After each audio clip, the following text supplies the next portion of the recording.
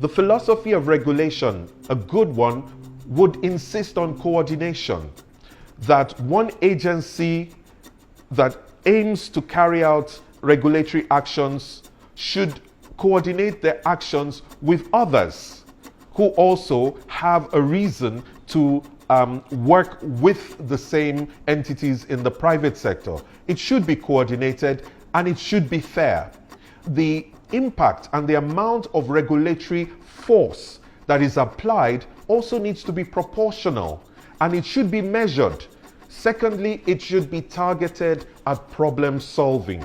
We should be solving a very clear problem that the whole industry then learns from, and we should have new rules, new ways of engaging that helps people understand what is the value of that intervention. So we eliminate unintended consequences. I'm not sure that the plan was to try to destroy MTN as a company.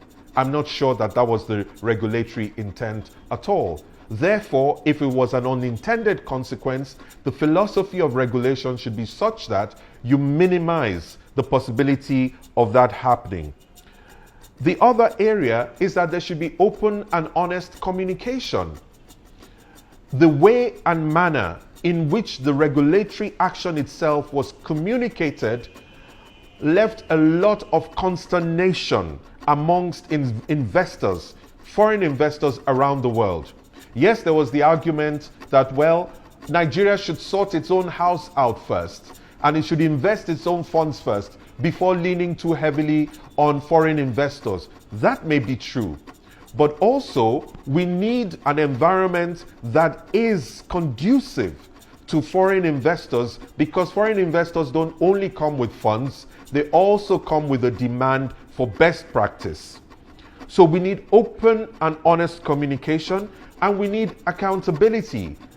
Accountability in the sense that, do the regulatory actions that have been taken stand up to close scrutiny as to why they have taken those regulatory actions, as to why they were willing to damage an entire sector, to damage some banks also in the process? Is there a reason, a strong reason why? And the public should be able to follow their arguments. So where this is part of the philosophy of regulation anywhere in the world, those regulators ensure that what they put out can stand up to public scrutiny. Then finally, the regulation that is put in place, has it kept pace with the changes in industry? For instance, today there's a lot of talk of blockchain technology, and people are trading bitcoins. I haven't seen any bit of regulation around the use of artificial intelligence or blockchain technology in Nigeria.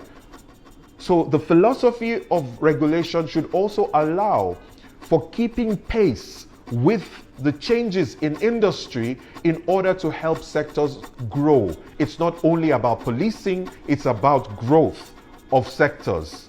So, distinguished ladies and gentlemen, these are the arguments and these are the issues to be discussed around seeking a philosophy of regulation for Nigeria.